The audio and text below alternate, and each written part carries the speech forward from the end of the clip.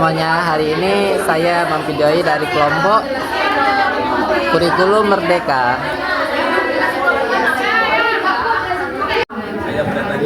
Halo teman-teman, selamat datang di kelompok kami, kelompok Umar. Nah, sebelum kita masuk pada materinya, pertama-tama perkenalkan saya, Okta Rizkarian Ladia, sebagai pemateri dari perwakilan kelompok Kurikulum Merdeka. Nah, berdasarkan penjelasan yang telah Ibu berikan kepada kita semua, kelompok kami atau kelompok Kurikulum Merdeka telah mencatat tema atau topik, yaitu kualitas pendidikan Indonesia kelas rendah. Nah, pertama kita masuk pada sensus penduduk 2020 dan data BPS November 2021. Nah, di sini dijelaskan bahwa sensus penduduk 2020 menunjukkan lebih dari 7% penduduk Indonesia berusia produktif, atau berusia produktif ini adalah rentang usia dengan umur 15 sampai 64 tahun. Nah, sedangkan pada data Badan Pusat Statistik pada bulan November 2021 menyatakan bahwa tingkat pendidikan di Indonesia masih didominasi penduduk berpendidikan rendah. Nah, adapun faktor yang menjadi rendahnya pendidikan di Indonesia ini adalah kualitas pendidikannya yang rendah. Nah, setelah itu bahkan sebelum pandemi pendidikan di Indonesia ini pun sudah sangat terpuruk. Nah, salah satu direktur eksekutif cerdas yang bernama Indra Charismiarji menyatakan bahwa anggaran pendidikan di Indonesia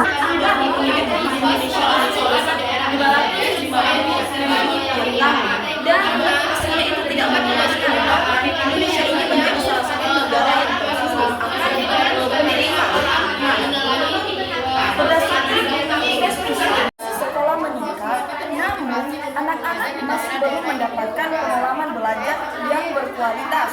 Sehingga kenapa ini semua terjadi tiap tahunnya? Karena satu, belum cukupnya serius atau masih belum fokusnya intervensi kebijakan pendidikan kita ke arah kualitas, atau intervensi ini adalah penguatan sumber daya manusia sekolah melalui program pelatihan dan pendampingan intensif, atau ini dimaksud belum cukup seriusnya, atau gimana ya, cara-cara pendidikan ini masih belum dilakukan dengan baik, atau contohnya seperti latihan masih belum dilakukan dengan baik, sehingga masih belum tercukupnya atau belum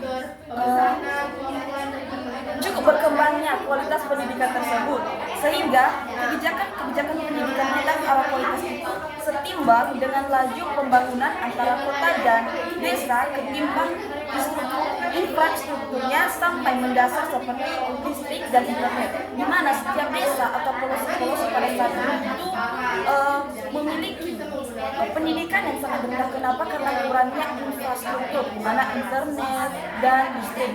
Nah, ini semua mencakup tentang sosial ekonomi. Namun, ini semua terdampak pada pendidikan.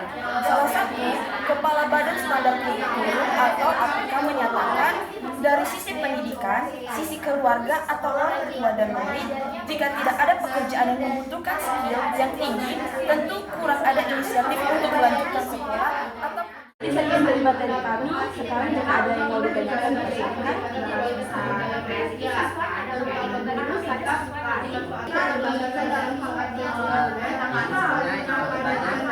Apa dampak nantinya jika kualitas pendidikan Indonesia masih rendah?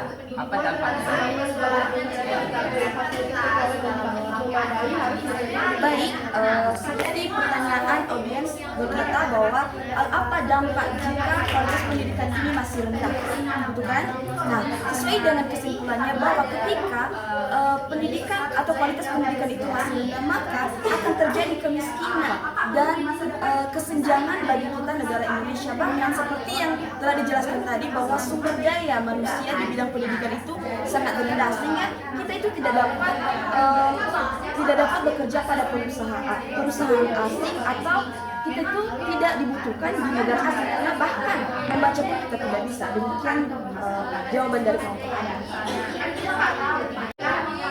Baik, sekian dari materi kami. Semoga materi ini dapat memanfaatkan kita semua.